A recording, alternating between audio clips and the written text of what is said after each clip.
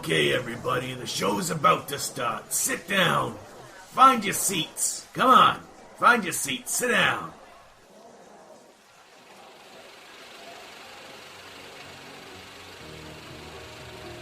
Ladies and gentlemen, tonight's performance is about to begin. Please ensure your mobile phone is switched off.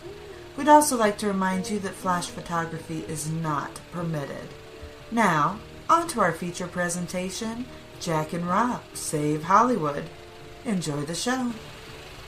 Welcome to the second episode of Jack and Rob Save Hollywood. Are we going to keep track of the episodes? Not probably. After this one, forget which number we're on, but right now we're on 2. Okay, yes. It's easy to remember 2. And much like the original, it looks like there's going to be a theme. It's going to be a comic book movie.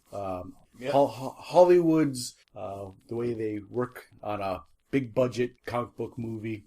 And today's topic is going to be... It's going to be What is It is fixing Fox Films. Forever. Fantastic Four. And other movies. And other movies, yes. We're going to start with the Fantastic Four because that is one of their... And the one that seems to be on the wrong track right now, if it is at all going still. Yeah, if it still exists. We'll discuss what they did right with the X-Men, which is their other franchise. Where they turned it around, for sure. Where the Fox still owns the licensing for those characters. They no longer have Daredevil, so it's a 2-horse race with X-Men way out front and Fantastic Four maybe not left the gate at all. I think someone's walking towards the gate with a gun. Or they've broke their ankle in the first turn. Yeah, and the trainer's just walking out very slowly. Yeah, that's right. They're about to make some glue. The fans are gasping in horror recognition. They're covering up the horse with a tent so they can't see them shoot. Yeah, children's eyes and ears are being shielded. Anyways, so Fantastic Four, first movie. We'll do a little history here. First movie wasn't horrible. It was alright. It was just kind of bland.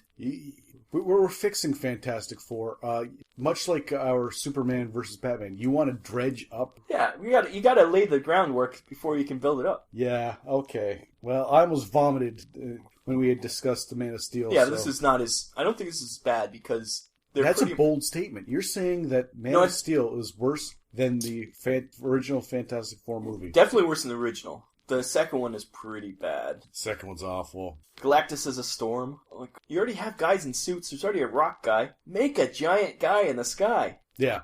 Don't be ashamed. Yeah. You already have a rock guy, a guy who can turn into flames, another guy who stretches, and a girl who turns invisible. You've already gone there. At no point can you just go like, hey, we're a little timid. No, Michael Chiklis is wearing a giant rock costume. You can show a giant alien and say, you know what?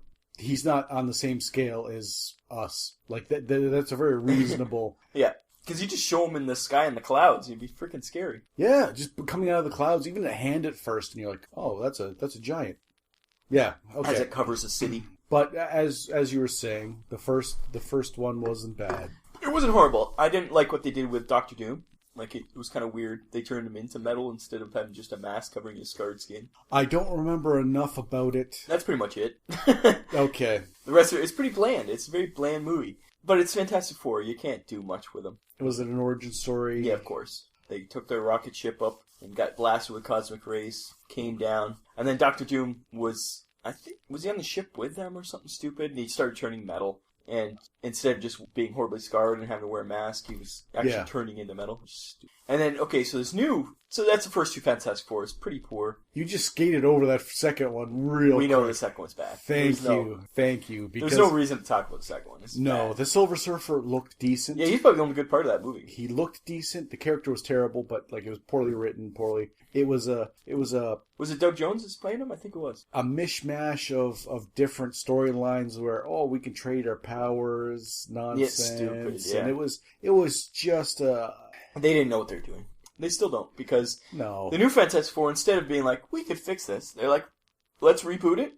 Let's recast all the characters. Okay. To make no sense. And I'm on board with just rebooting it. New cast of characters. No, I didn't say recast the people playing the characters. I'm saying recast the character. Johnny Storm, African American. His sister, not African American. Okay, adoption, some sort of... Why bother? I understand they want more ethnic diversity.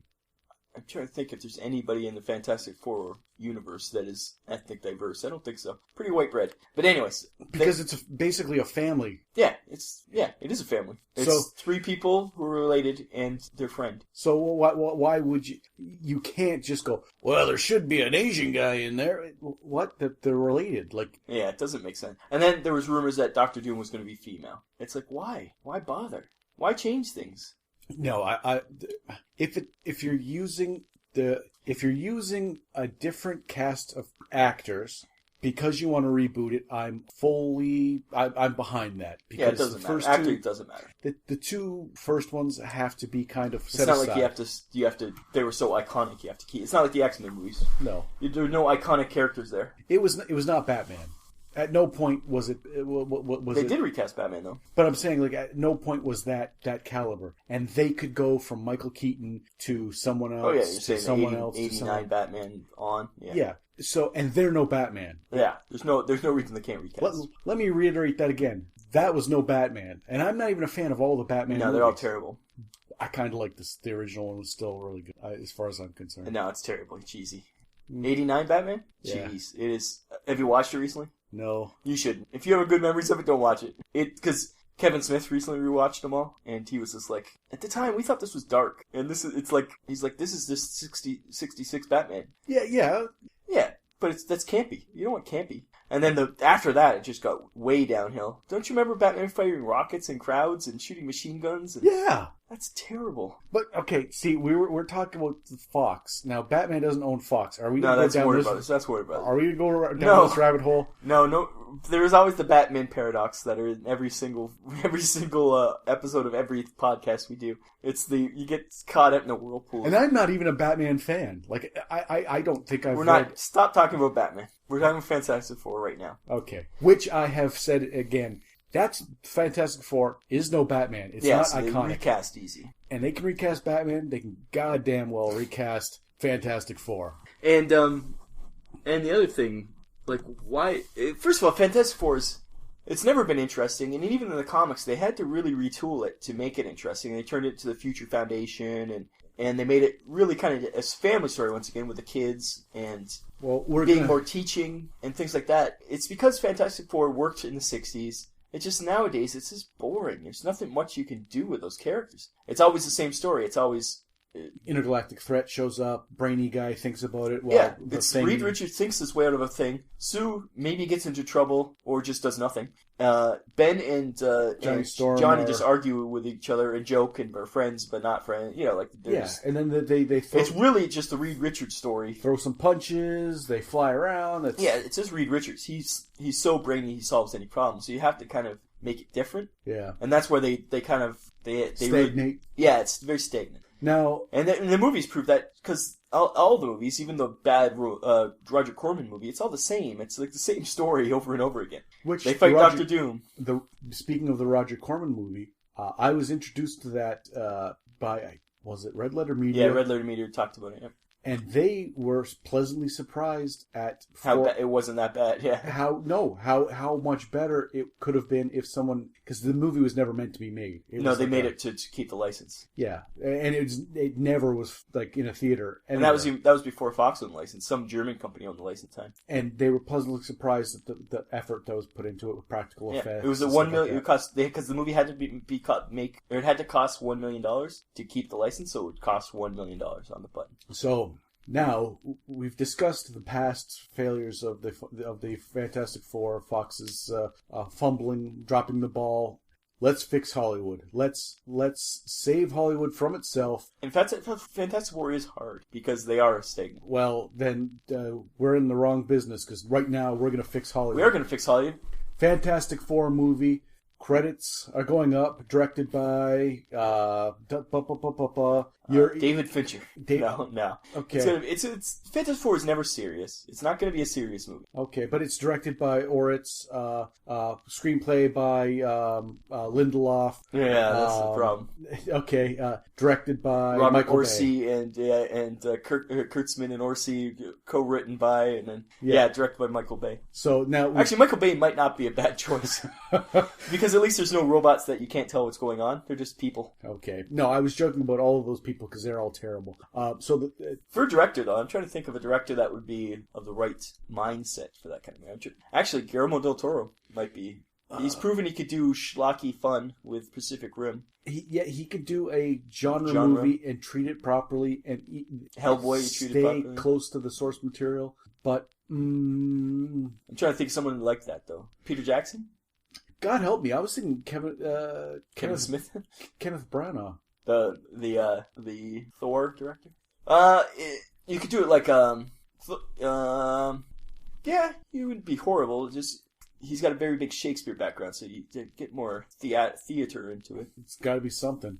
I think that you got to focus on the family. It's got to be a family drama, really. Okay, well, so the credits go up. It's them in their spaceship because there's got to be is there going to be an origin story? No, start them off as they've already had 3 movies that had origin stories. So this reboot starts off. It's just like you go around. You start in the front door of the Baxter Building. You're following someone from... Yeah, you see Willie Loman. Yes, you follow the mailman going up. Yeah, he hits an elevator because... You see the receptionist waves to him. And but it's playing... You got some playful music going. It's playing music. It's not like a... Boo, boo, boo, boo. The names are coming up, starring... Boo, boo, boo, and then, go in the elevator. Because you don't know what this is. You don't know where they are. It's just...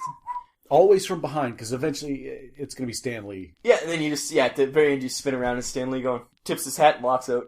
Yep. But anyways, so you're traveling up. You're at the top of the Baxter Building. And all of a sudden, it's just like he walks up the receptionist who's like a hologram or something, and you just, like a rocket or something, or an little alien flies by him, and it's just weird shit going on. But he's unfazed at this point. Yeah, because he's so used to it. You're like, what? And he just flops down letters, and it spins around, and right when it says Fantastic Four, he tips his hat at Stan Lee, walks out, and it's just the introduction to their world. And it's just a world story of I think it should be just focusing on their life. Because in it's just, crazy shit happens. They opened up a dimension to the neutrals, or the negative zone. Okay, so we've established that it's not a reboot. We've gotten into the Baxter Building. And it's fun. It's fun. It's fun. And it's got a light sense to it, not... We haven't had Yeah, we haven't had to rebuild. We haven't had to repair. There's no brooding. There's been no brooding the whole thing. Now... Do we just jump in with both feet and like... I think it should be humor. I think it should be a comedy, really. Yeah. Like almost like Ghostbusters. Same feel as Ghostbusters. Ooh. Ghostbusters, but Fantastic Four. Sam Raimi directing? Sam Raimi. That might be a good choice. Because I'd love to see his I could see him being wacky. Dr. Stretch doing his thing. And Yep. Okay. I think Sam Raimi might be a good choice. Revitalize his love for comic books after the abysmal Spider-Man 3. Yeah, because we would keep the executives off because we're writing this. We're saving and Hollywood. And it's Fox. At least it's not Sony. So...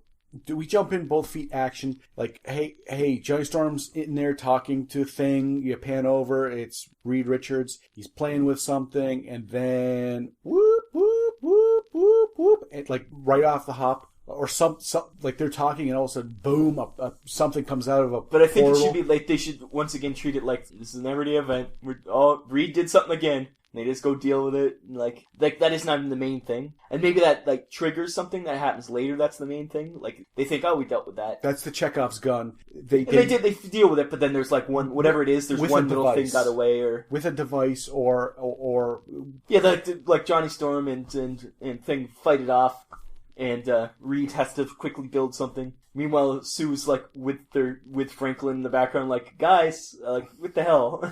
He's trying to. It's nap time. I told you, it's nap time. You don't experiment during nap time. And then the kid starts crying. And they deal with this, and she just walks out. And they're like, yeah, it's Sue, okay. And then they deal with it, but then like one little thing gets away, or one little spark of negative energy, and then you just see it kind of float away, and then later on it becomes a big thing that they have to deal with. That becomes the villain. All of a sudden, Annihilus Blastar is invading from the negative zone or something. A chunk of the negative zone has this, and it's just like in a dark corner. It's just building up bigger portal kind of thing. Bigger. And then you just what else? I really think Ghostbusters is that should be what you're aiming for. That feel, you know, still serious but fun and serious. Okay. So So Ghostbusters it wasn't slapstick. It wasn't. No. It took itself seriously, but it was funny while it was taking itself seriously. right. It Like, you get people cracking jokes, but they were dealing with ghosts. And it was sometimes pretty fucking scary ghosts. right. But when they were cracking jokes, it wasn't like slapstick hilarity. I mean, like, other than being slimed or something like that. Yeah, but it was the wiseacre. Yeah. Always injecting things into Yeah, it. saying things. That's like, the Johnny Storm character. yeah, like so not everyone's going to be wacky, but could be one person who's just got the quips. And then, yeah, like Johnny Storm's the wacky one, or like the loudmouth wacky. You get the Thing who's more dry, you know, like... Yeah, like almost like a... And then you get Mr. Fantastic, who's the straight man, who doesn't understand the jokes at all. And Sue's just, like, fed up with them all because she's like, dear God, what do I have to deal with? Because all of us would probably be in her shoes. You could Yes, see that's right. through She's her. our character. She's who we're seeing through because these people And I think at the are... end, she should save the day. After all the shit, she should be the one that somehow saves the day. We'll see if it makes it to that point. Yeah. Now... But I think that would be great, because the whole time she's just like, guys, stop doing shit. Read, I told you. Now, that thing is finished, wrapped up, quotation marks. Now, it's time for them to interact. And I'm not talking about like a Quentin Tarantino where like just sit and around talk a table. pop culture for 15 minutes. But it could... There's going to be a set piece Well, you can always... location where they're just chatting, doing whatever. Yeah, there's always the kitchen, like, because it is a family, you want, like, the... To feel... Yeah, they're in, like, the cafeteria or whatever, you know, like, it's a big kitchen, but it's a kitchen still in the top floor of the back.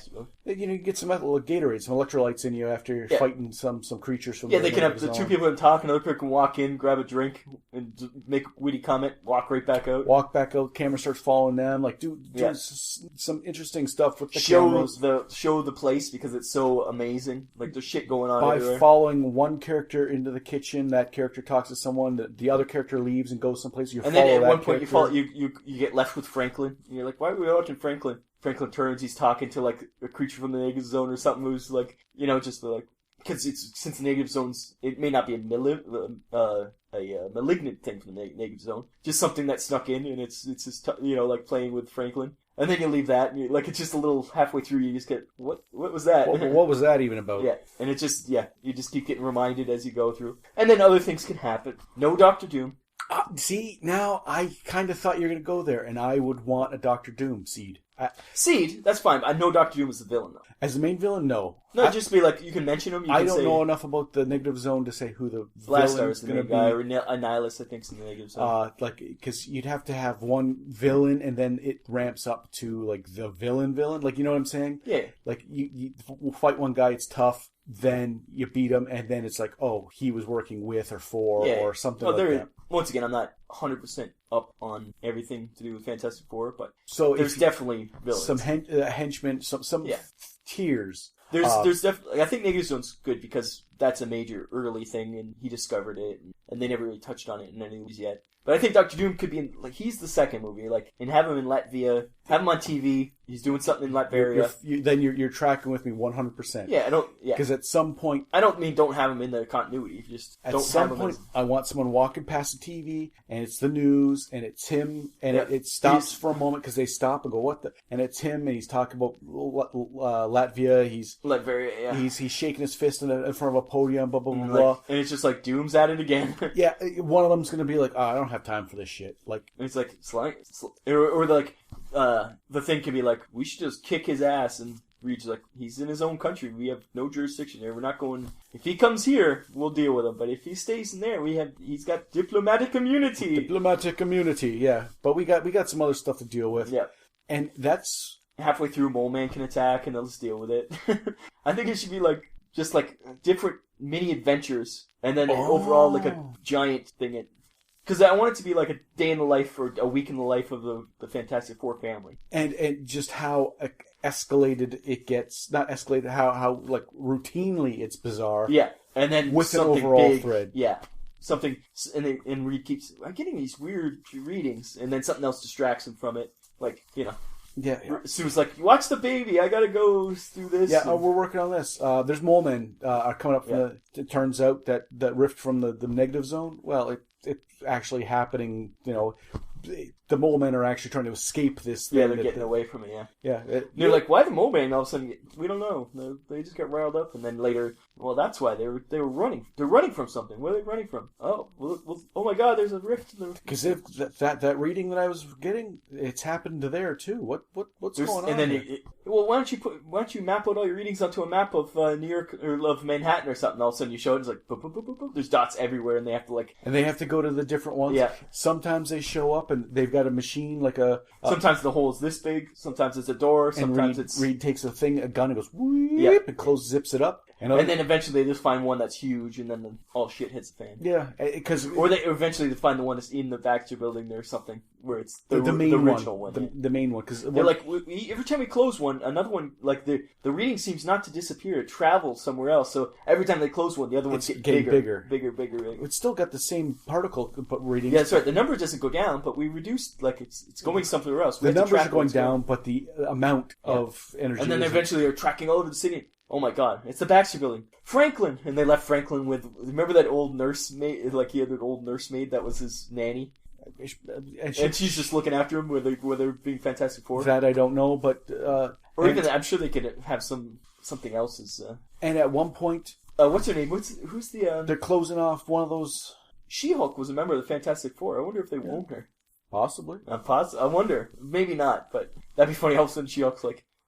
she's just their lawyer. She's just a cameo. She's got a Starbucks in her hand. She's walking down the street. Guys, need help? No, we got it. They're running with their proton packs because they got to do their scanning. So it's even like that where it's like, and they have the Fantastic car. Yeah, and the Fantastic car, how it's split into 4 different things, so they had to go to different parts.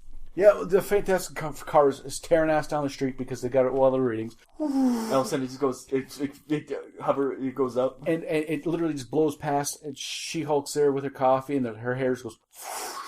And she just kind of looks back and forth. Walks across the street, yeah. Just shrugs, like... And you keep following the Fantastic car. That was She-Hulk. Pay Sony to have just Spider-Man swing by one time. Wouldn't that be wicked? They're just flying through the city. In the background, you just see... Like, that can only... They've already... Spider-Man 2 had... Or Amazing Spider-Man 2 had X-Men in it. So they've already got a little link there. And at one of the portals, they're cleaning it up, and then the alarm at the bank goes off. A Fantastic Four villain, like a low-level... Yeah, just some random... Some schlub comes out and goes, oh, what are the chances? Because they're standing right there. Like, he stops. He walks out, and they're just like... they're just staring at each other. He just drops the bags, like... Puts his hands on his head. Sometimes it's not, what are you going to do? What are the chances? Sometimes it's not worth getting out of bed. Yeah, some of this wacky villain, yeah. And you don't even need to be like, oh, you... They just look at each other, and next thing you know, you just see the cops arresting him, and they're running off somewhere else. Yeah. He just drops some money, like, okay. I give up. Like, he thinks that they were there for him. How'd you get here so fast? Like, I don't understand. Okay, you got me. Are you sure you don't want to resist the things, just threatening them in a thing-like way? Like, that's pretty good. We came up with that. I think the Ghostbusters really helped solidify what the show should be. Yes. And then at the end, they go to the Baxter Building, and there's a Titanic battle there. We're not going to destroy Metropolis. No, we're not going to destroy the Baxter Building. No. At some point... They'll have the big epic battle, and one time you just pull back, and they're from a penthouse, like, across the way. You just see flashes. Yeah. Once in a while, go to flame shoot them. And then you zoom back in, and it's them just battling with this thing. And you just see Robert Downey Jr. look out and go, Reed's working on something in there, I can tell. Exactly. He goes back, he's got the glass. You just see him, like, he looks out the window, it's like... Ding, ding, ding, ding. That looks interesting. Reed's got himself something going on in there. I should look into that. Like he's going to steal it. and then he just sits forward. Yeah, that's it, yeah. Done. And they have and this is where... Up until this point, we're pretty... There's not much in the way of CG. You've got a pretty practical suit for the thing. Flame on is him. But Johnny Storm, I've seen now. You can do those Mac Pro. No, it doesn't matter. None of that matters. They're going to spend the money on it. They're going to spend the money, but this is where the money's going to drop. The big epic battle. The big epic battle. Give yourself lots of time. Give yourself lots of space. Give yourself lots of... Let's enjoy a good finale. Yeah, it's just people streaming in, they're beating them back. Yeah, and you've built up to it because you've seen some of the portals have revealed some of the. Well, once in a while they're big enough to somebody come out, so it's just some random negative zone being, and he comes out and they fight him back and throw him back through, or the thing speedballs him back in there. But now you're fully seeing the force. It's actually the invasion force. Yeah, it's like an army trying to get through this portal, and it's the beachhead where they have to stop and they're being funneled through this. You shall not pass. Yeah, and they're fighting, and you make it a good one. And I think and then somehow Sue just does something to. They're all like at the wit's end. They think they're gonna lose, and then Sue pulls it off because she's just like, guys. It's how many times have we done this? Yeah, Willie's like rain or sleet or I don't know. This is over my head. Yeah, that's right. They never say anything about invasion again. and then he's handing Sue something, and she turns around and goes, "What the?" And she has to run up, and it's in dire, and she shows that she's a strong female lead. Yeah, that's why I want. Yeah, that she's not just she's a mother and she's a superhero. People underestimate you as the movie going. The whole time audience. You're like, really? They're really not using Sue enough, or they're making her out to be just some mother. Yes, the audience, you yourself, you trick her into the whole time. She was the one in control, and she's the lead. She's the leader of the family, not Reed. She's the head of the family. Because throughout she's been like chastising for this or preparing for that, having to look after the kid, having to deal with these things. She's all these plates in the air. And it's rewarding womanhood. And as the audience, you've started to sell her short, and you feel bad, like... Or you're like, oh, geez, they're really short-shifting her. But meanwhile, she's like, no, the whole time, when you were doing this, I was doing the, like she... Yeah, at no point do you see her, like, eating bonbons, watching daytime. Like, she's not watching Judge Judy, rubbing her Rita will be like, how'd you know? And sweat. Well, when you were doing this, you were too busy doing, I run a household. Yeah. Filled with super people and stuff like that. And I know when something's going on. And and also like she'd be like, I know everything about this place. This is my den, Yeah. I know that we have these extra protocols that you built 20 years ago. Don't you? You built these things. I forgot about those. Yeah, he's got so much going on. You're right. Wait a second. If you should be like, why don't you just use this and this at the same time? I never thought of that. Well, just use the zipper thing, and I could put a shield up, and because she's got force fields. She makes the final plan and reads the whole time you underestimate Sue's intelligence, and at the end he doesn't even really go to her for anything at all. So he's the whole time because she was a scientist too. She's not just a mother.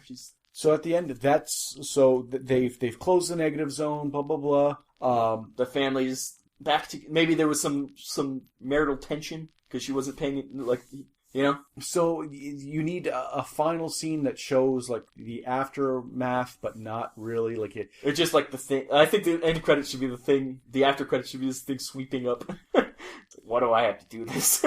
You like the mid-credit scene? Yeah. And he's just like... Or he's not too... he's just like... He's doing it. Then you see someone in the distance walking by, so he's just like, meh, meh. Yeah. He just gets his grump on, so he looks like he's not enjoying it. Then what would the final scenes would be? We haven't really established. We've established Sue Storm's story arc that. Yeah. How she doesn't necessarily grow, but how you understand her. The whole time, yeah. You flesh her out. You give her details. A story arc for the Thing and Johnny Storm. Yeah. Well, they always said that love triangle with the blind girl, where the Thing, she fell in love with the Thing, and then Johnny kind of stole her away from him. You could go with that. But I think that's a little too... doesn't really go anywhere. Yeah, and it doesn't feel like it should be in our... Yeah, it's not funny. Lighter, yeah. I guess not every character needs a full story arc. But they have to be going doing stuff, though. Maybe they're going on dates or something, and you don't show them on dates, but you show the aftermath and before them getting ready, while other things are going on, you see them getting ready. Just in the background kind of stuff, that people are always doing something around the action. It's not set pieces where it's almost like reality television, where you're filming this and then in the background thing, and so you're getting there is a throughput with them, having some adventures, but you don't necessarily follow them on the adventures. Or one of the they get interrupted because one of the portals opens up near where they're having their date, and they get called by Reed, and they have to jump out on their date to go do it. And the whole time you see them getting ready for the stuff. Or a date? I don't see a date being a... Or the card game. Ben Grimm always famous for his poker game. A card game that always gets... Interrupted is just a running gag through the whole thing. Is a running gag, but could also lead... And everybody plays with every time because you keep gotta go, guys. But you never give us a chance to get our money back. Yeah, every time. And then the one time you just gotta go, guys. And Johnny's we didn't get an emergency. I know, I was up.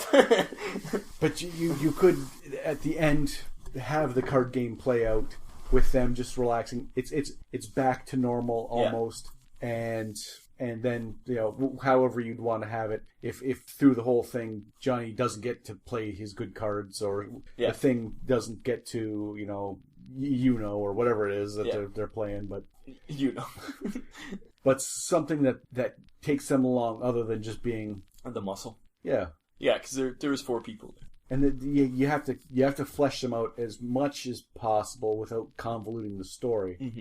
Reed Richards is the one you don't really need to flesh out, and really because he's the one the whole time you think is the one solving the problem. He's the one who invented the zipping thing machine. Yeah, he's the one running them around over the city, and he's like the leader of the group. When it turns out, that's the big reveal is that she's actually while he's sequestered himself away doing all these things. She's keeping the household. She's keeping the kids taken care of, making sure Johnny's, getting to work, doing whatever. Yeah, looking after everybody. Yeah, so she's really the leader. Well, he's not. And having one of the characters really be one-dimensional as a character because that's the character is not laziness. That's the point. That's his character. Yeah. You don't need to flesh out Reed Richards. You know what he is. He's the smart guy who invents things. And he's dry. He's not the comedian. He's not the lover. He's not the flashy guy. And you can establish that, and you can say we could flesh out more, but it's more of the same. I do think Sue should be exasperated with him the whole time, and she, there is some marital tension just because she's like, "Come on, stop working on this shit." Yeah. And then by the end, they get to, they have the big, you realize this is just how they live, and they just kiss, and it's not making up, it's just that's how they live, that's their life, There isn't actually any marital tension, that's just how it is. At some point, he should be working on his stuff, and him just go, for a moment, he has the penny drops, a moment of clarity, and he's like, what am I doing? And he just goes and puts sits the tools with down. the kids, and he goes into the common room, he sits down with them, even if it's just in front of the TV. He doesn't have to say nothing. He sits down, puts his arm around his wife. Maybe that's when we get the news flash for Dr. Doom on the television while they're watching something with their kid. Yeah, they sit down, they're watching. She's just holding the baby. He looks at her, she looks at him, she smiles like, oh. He puts her arm really far around her because it stretches. Yeah. Oh. And it might even be as silly as that, because it's a touching moment, but then you got a little love. Then you back out, you notice that his arm is maybe even 6 or 7 inches longer, but you go, oh, that looks kind of unnormal. Oh yeah, because he's stretchy. Yes. And then you pan out, and or at one point he goes to kiss her, and she puts up a force field and goes pook. Well, when she's mad, when she's mad, oh honey, and pook. Oh, and then Ben's like, looks like he's sleeping on the couch tonight. So then, at the end, it should be they've resolved their issue. Yeah. That's 2 storylines being resolved, and you pan out. Maybe on the TV you do see a news flash. No, because then that would root. Because then Reed Richards have to do something. So no, it's because he knows he can't do anything with Dr. Doom. Just whatever it is playing, whatever is on the television. Yeah. And if it was me, it'd be X-Men. X-Men cartoon from the 90s. Or even have a report of the X-Men on TV and news. Or just once in a while you just have news. Do it like RoboCop, where all of a sudden there's just news reports. You know how they had the commercials interspersed with the movie? All of a sudden you just get just different snippets of news reports that, as they're walking by TVs and stuff, just, the X-Men are back from their adventure in the Savage Land, or so, and you start panning out, do, and then because you're just you have Ben Grimm walking down the road, and it's just he walks by a television like a Best Buy or something with all those TV screens in the window. It's it's showing scenes from the latest X-Men movie. And you just walk by it's news footage. Yep. Or they have like a document where it's like, oh, I want to watch this documentary. It's about like the first appearance of mutants, and it was that footage from. Oh, you haven't seen the new movie? There's a point where they're it's almost like the Zapruder film from Okay. So it's like grainy. the mutants kind of come out to the general world, so everybody sees there's mutants, and it's all from different angles from all these different cameras, like they hand out like old Super 8s and stuff. So maybe he's watching. Oh, I want to see this documentary. It's about the first emergence of mutants or whatever, and it's just footage from that. So it's like Mystique in Paris or whatever from that scene from the movie. Johnny, what are you watching that for? Come on, you gotta abandon. Come on. No, it should be like, Johnny, you're into history, and no, see how hot she is. See? Yeah. That's why I'm watching it, and it's just just paused. It's just like, oh yeah. And Ben, again. He's been watching that for 3 weeks. She's got to be dead by now. This was the 70s. Hey, by now she's a grandmother, Johnny. And you just have Jennifer Lawrence like walk by him one time on the street. Yeah, well, yeah, just as her. Yeah. No makeup, no nothing. It's just Jennifer Lawrence, but anybody who knows... Have her there for... And he looks at her for just a split second. Yep. No, couldn't be. He just keeps walking. Hey, checking her out, going... Wait a second? No, because he's obsessed with Mystique. Yeah. That's pretty funny. And there you go. That's how you tie the movies. You don't just make them the same universe. You don't make them cross over. You don't have to. No. Eventually, maybe you build up to that. Yeah. So at the end of the movie, it pans out with Reed Richards, Sue Richards, and the baby sitting on the couch. They are a couple. They're in love. This is love. They understand each other more. And then it pan out in the background. It's like Johnny's throwing like water balloons at Ben or something, or it's just chaos. And then as they pan out farther, then there's like a little at the farthest point they pan out, there's a little neutral zone, a little flyer alien flies by, like it's they're still out there, and like because you gotta just end it how you began it, where it's just chaos. But it's just it's a family unit in the middle of the chaos. Of entering with Willie into the chaos, now you're panning out of... Maybe you're panning out and you're like, well, this is a weird camera angle, and you pan out and then it spins around. It's a little neutral zone, little flyer, and he flies around. So it was by his little view that was the end. What he was seeing. Because at the beginning it was Willie Loman going up. Not Willie Loman, whatever his name is. Willie Loman's from the Death of a Salesman. And so to leave through the same chaos of the card game finally coming to fruition. Yeah, and yeah. One of them flies into a different room. Throwing the chips down, or like and this laughing. I'm all in, and you're all in. Nothing. Or the Ben Grimm flipping the table. Yeah, he rage quits the game, and and then just keep And it's not just him and Johnny Storm. No, it's a bunch of guys. It's a bunch of guys. One guy from the behind, he's Wolverine hair. It doesn't even have to be Hugh Jackman, just someone who looks... smoking a cigar. Well, they can't smoke cigar, unfortunately. But it just pans out, and you're right. Then it turns around just like it did for the... Yeah, it flies out a window and turns around, shows the building, and it's just the big Fantastic Four symbol on the building, and that's the end of the movie. And it flies up past the symbol, and it just keeps going on, and it stays right on the Fantastic Four symbol, and all of a sudden... And then, boom, it's directed by Sam Raimi. And then halfway through, you do the I think the Ben Grimm might be the final one. That'd be kind of funny as the final one. Halfway through is usually the pre for the next movie. Yeah. So the final one's just Ben sweeping up. Why does that sweep up? And then, middle one, whatever, preview for the next movies. Well, there you go. I think we fixed Fantastic Four pretty good. Like, after our recording we were doing so well. I think that's an awesome movie. That would be a good movie. We fixed... I'm so proud of this. Now, we would need good, You gotta flesh it all out. Good banter, like a good writing. We're the skeleton crew here. We do the skeleton. Yeah, we're building... This is just the spitball. This is just the framework. We could probably... And it wouldn't work if you don't get the feel right. You have to have really personable characters all those main characters have to be people you like. Actors who can play straight in a situation. Crazy situation. Yeah.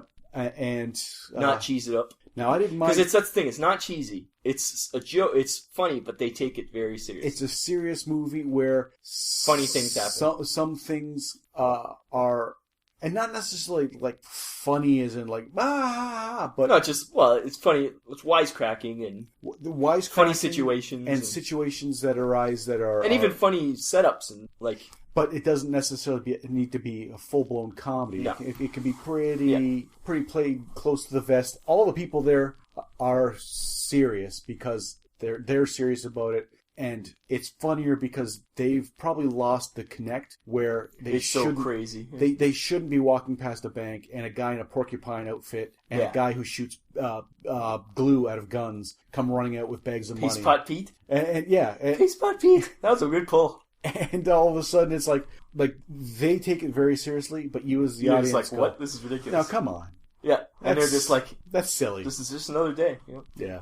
And at the end where it's more serious, like it's the Nihilus and the Swarm coming through. Now you're getting your action fix. Yeah. All the mouth breathers who are like, oh, I wanted Man of Steel. Well, I don't think those people exist. Even Man of Steel didn't get that. I hear it now that every critic, every person that everybody hates it. There's people who like it. Everyone who lashed out at it has now gone on to other things because we don't really linger too much on that kind of stuff. Unlike us. I now hear people, I liked it.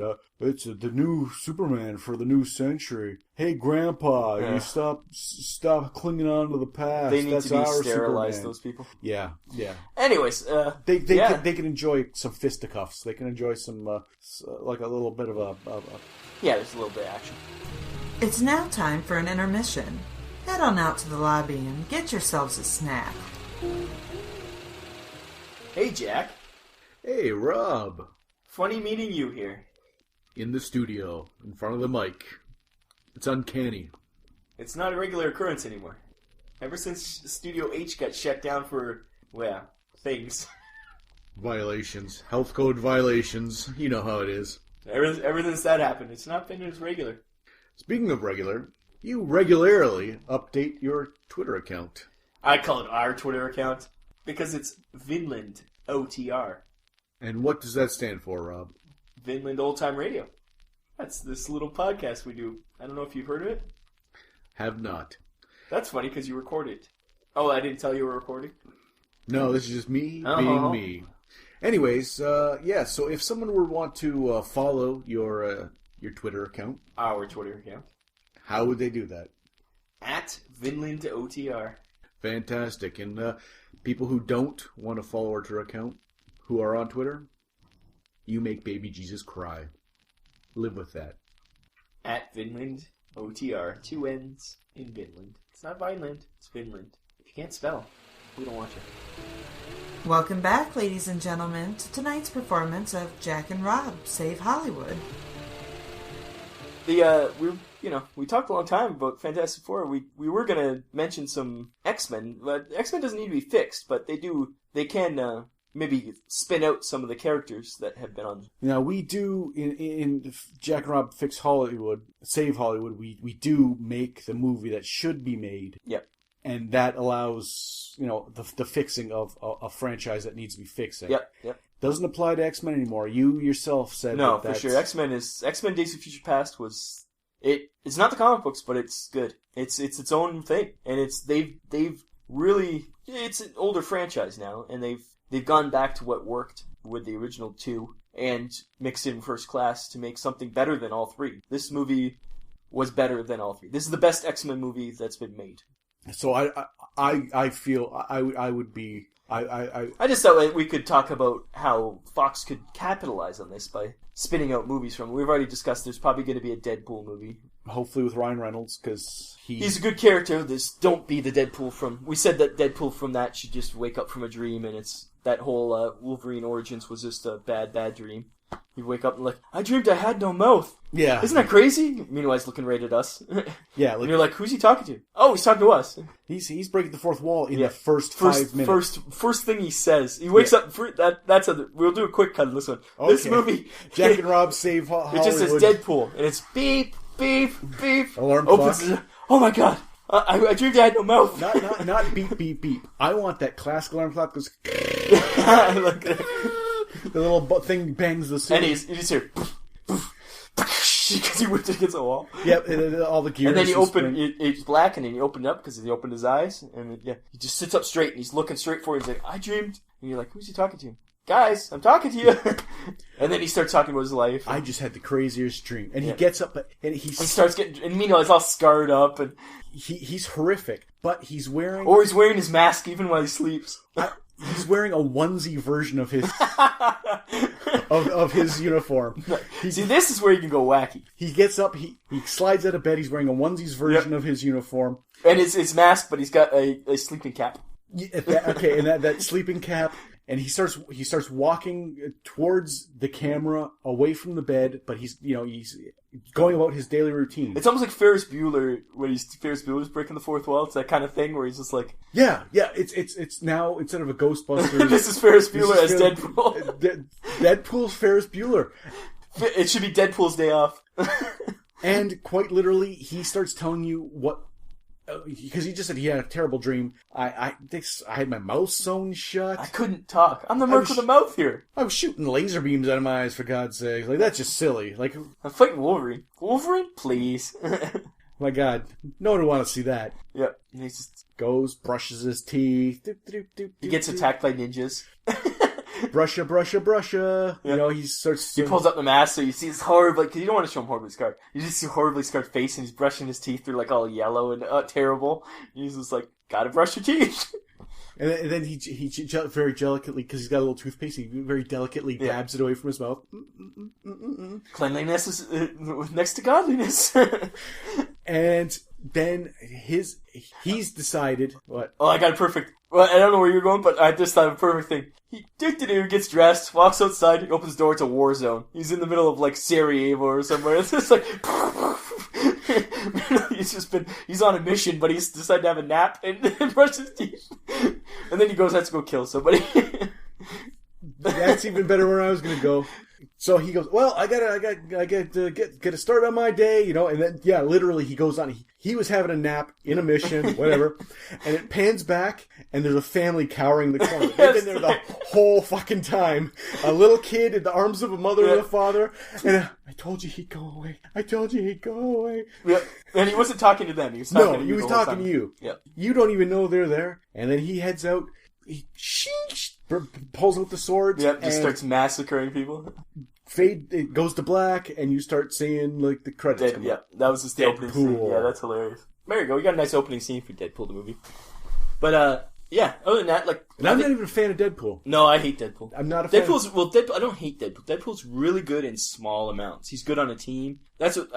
There's another thing they were talking about making is an X-Force movie. Well, then you know what? Whatever movie they do next, that's the opening for. Even if it's not a Deadpool movie. Like the X-Force movie? Even if it's the next X-Men, Deadpool, and it starts showing all these directors and stuff, and it's like, what the fuck am I watching? But it's not a Deadpool movie. Eventually, they pan over. And that'd be pretty crazy. That would be crazy. People would lose their minds. Lose their fool mind. People would go bonkers. And then, I think Mystique deserves her own movie. She's pretty amazing in all those movies. And Jennifer Lawrence is hot. I mean, hot as in not visually hot, which she is, but I mean, like, hot as an actress.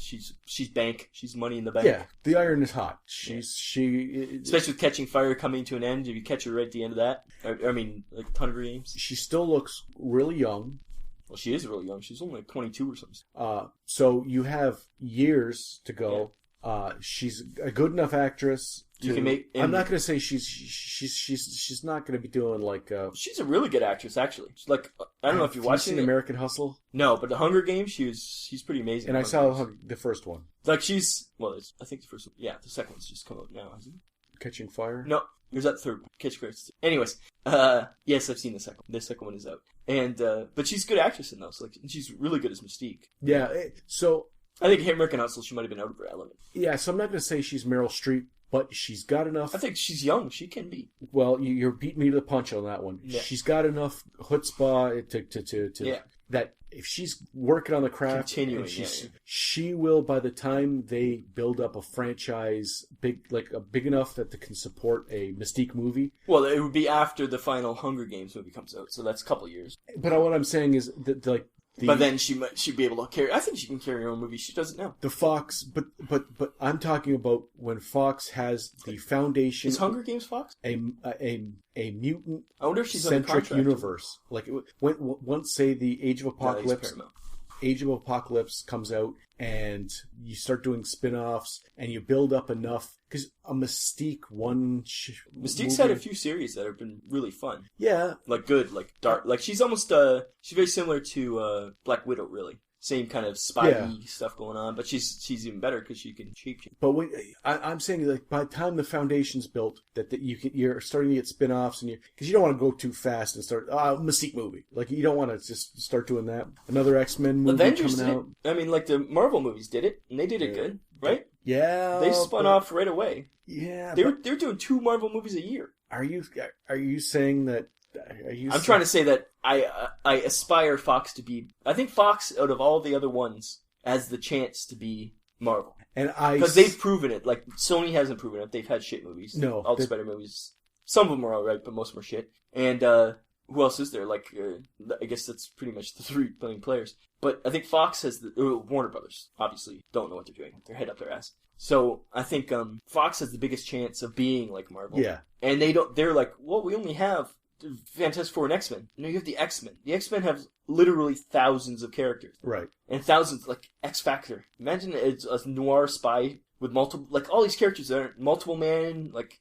Domino alone. Domino, like, that's X-Force teams. Like, Cable movie. Like, you've already shown Bishop. Bishop was in the newest movie. They didn't show him much, but he's cool, right? But, like, they have so much, they don't realize how much they have. Because they're like, we only have Fantastic Four and the X-Men is a universe of its own. You have unlimited characters. Like, X-Men have so many characters. And all I'm saying is, Marvel did it, yeah, but I would hope that they do. But I aspire Fox to be as good as me. Yeah. And to be able to have the forethought to hire good writers, hire good directors, and not just stick with Singer every movie. I'm just hoping that they don't say, okay, we've now learned to crawl, let's sprint, let's run a marathon. But they haven't. Fox is, if anything, the longest running one because they've had X-Men for so long.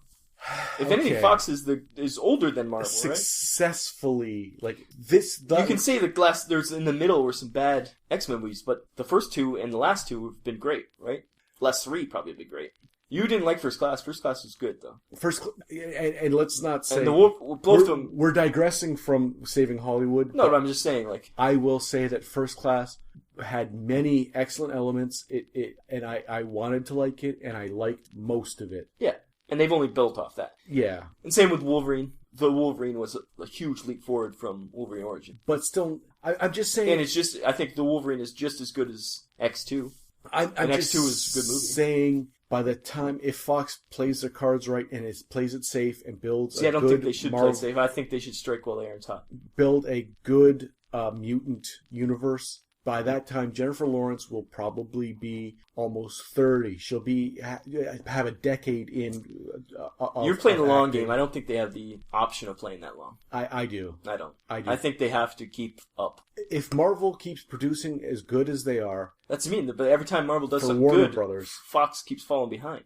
No. That's what I think so. But they're not doing 2 movies a year. They're all Marvel, and they. That's true. They still have the Marvel thing in the front. They could all at some point just shake hands and do some playing around. I don't see Fox or Sony playing with Disney. I see Fox. I see Fox and Sony playing with each other, but not Disney. Disney's too big for them. I see Fox inviting a Disney executive into the office, especially since Fox is probably pissed that Disney stole Star Wars off them too. And Disney executive goes, "Hey, you know what? This is what we got," and Fox will be like, "Yeah, let's make money." Like, but that's I think that, but even so, I don't think that'll happen. They don't. That's what they should do, but I don't think it will happen. Just because Fox sees Disney as the giant, right? Disney is the giant. Like, there's nobody can compete with Disney. But the only reason I would side with you on this point, which I still disagree with you wholeheartedly, the only argument to otherwise is at some point DC is going to drop Trow on the table. Right. At some point, it's called 2016 or whatever. Right in the giant the fries that you ordered for the table. They're going to stand up on the table, drop Trout, and dump corn-laden feces. You're going to say that Fox, Sony, and Marvel are going to team up to beat down, or to try to burn away the shit that is Warner Brothers by saying, "Don't even look at those guys. This is comic book movies." No, those are comic book movies. What I'm actually saying is, your argument was that they have to hit the ground running and go. And I'm saying the only argument I have for that, and I still disagree with it, is that eventually that feces is going to hit those fries and if you don't have a good head start on it, You're afraid it might splash onto your franchise. it might splash onto the fledgling seeds. That's what I'm saying. You gotta. I think they're not going to do 2 movies a year, but they should do 1 movie, and they're not doing that. 1 movie a year is not Fox outrageous. should do that, Yeah. Again, well, if they're listening, the Fantastic Four movie could be Fantastic Four 1 year, X-Men next year, back and forth. I could see that. Back and forth. But I think there's totally room for spin-off movies, especially Cable, X-Force, Mystique, X-Factor. X-Factor would be a great show because there's been so many good X-Factor years. Literally, like I'd say 30 years of X-Factor. Ever since it turned from the original X-Men team to the second X-Factor team. From then on, Peter David writing it. There's been very few missteps in that whole series. And that's literally like 300 issues. Like, that's a lot of issues to play with. So, of all of those issues, you could get some good X-Factor. A couple storylines, story arcs. Not to mention, like, Multiple Man had a solo series that was amazing. Like, it was really, literally a noir story, because he's a detective, and it was like, there's so much stuff you can play with in that world. And then you get, like, strong guy. He's just a big guy. You can get just a wrestler to play him. Brock Lesnar or someone. Because he's just some strong guy. He doesn't have to be smart. You get Multiple Man. Just a regular-looking guy who clones himself. Like, he gets punched, he gets cloned. You get Polaris, Havoc, Quicksilver. Finally get to use Quicksilver in another movie. By then, he's that actor's grown up a bit, so he's older. Like, it would be amazing. He cuts his hair so it's not long, it's short. And yeah, fashions change, so you can change his It'd be a great appearance. series. Like, there's so many good characters and so many good personalities in those characters. Because you get Scott, like, the problem is they kind of fucked up the world by making Havoc in the first. They should just be like, oh no, that's my Uncle Havoc. Like, I took his name in honor of like to fix it. I'm actually Scott Summers' brother, unlike that guy who would have been Scott Summers' father, I guess, because he's so much older. Because the Havoc in the first class was in the 60s. So in our movie, it goes. Deadpool, he heads out the door. He takes the sword and goes, yeah, welcome to my movie. And then it's like, nah, you'd only be so lucky. This is some dopey X-Force movie. And it pans over to... And it's the whole team. It's to the whole team. There's Cable, because Deadpool's on X-Force. So. A whole other... You're stuck with these bozos or something. Pan over, there they are. And it's just like, boom, X-Force. And it's the X-Force logo from the comics. Yes, with the old school X-Force. And then it's Cable, Domino, Wolvesbane. Yeah. Like the classic X-Force. Cannonball, Sunspot. Done and done. Like, that'd be fun. The original X-Force. That'd be fun. Or pick and choose from both. Like, there's going to be people who bitch and complain about that. You can get Psylocke. You can finally put Psylocke in a movie. Yeah. You take the best Their movies are already messed with groups anyway. Yeah. So and there you go. An X-Force movie. Sunspot was technically in this new movie, which was Sunfire, not Sunspot. Totally different character. Might as well call him the wrong name. Anyways, I think that was a good Fox. Listen to us. That's all I have to say. That could be a especially good movie. that Fantastic Four movie is amazing. We're gonna Twitter this to Fox because Michael Chiklis I can still see playing thing. It doesn't matter. But after that, you get the young hot characters. Yeah. Yeah.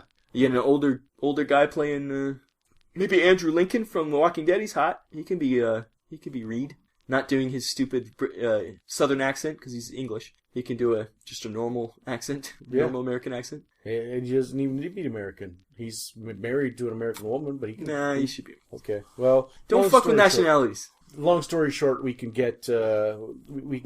Who's a good female blonde? Well, doesn't have to be blonde, really. Good age. Not young, not old. Yeah. It's hard, she's just blonde, but she's gotta be strong.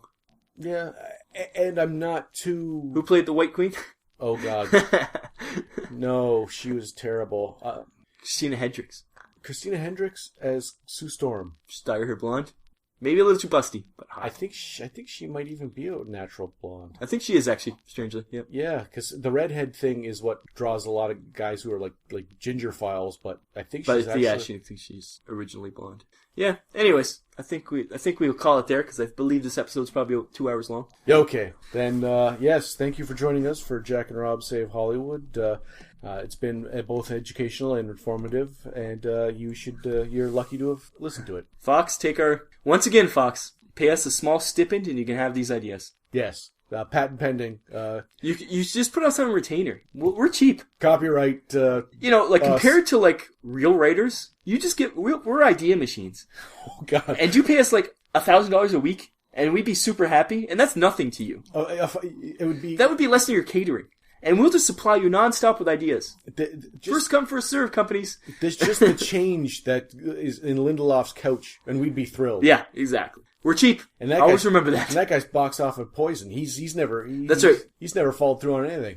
I don't think Fox has fallen into the Lindelof. Luckily, Into the Lindelof. It's now a because I think Fox doesn't do Star Trek. That's Paramount. Okay. Well, either way, we're cheap. We work cheap. And with that, thank you and goodbye. Good night. That's it for tonight's performance. Please help keep the theater clean by using the trash receptacles located at the entrance. And if you enjoyed the show, make sure you tell your friends.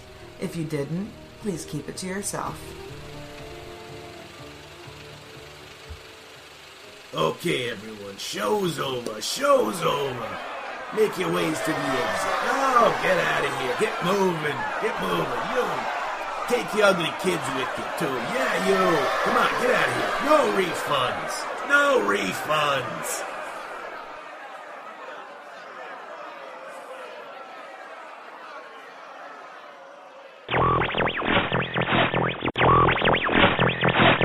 So, have you heard of that great new podcast? That isn't that new. And yet, nobody listens to it. That 3-year-old podcast that we do called Midland Old Time Radio? Yes, that one, yeah. Have you heard of that? I have heard of it. I am the voice talent. One of many. Can I get your autograph? You certainly can. When I pee in the snow. I don't know what that means. MidlandOldTimeRadio.podbean.com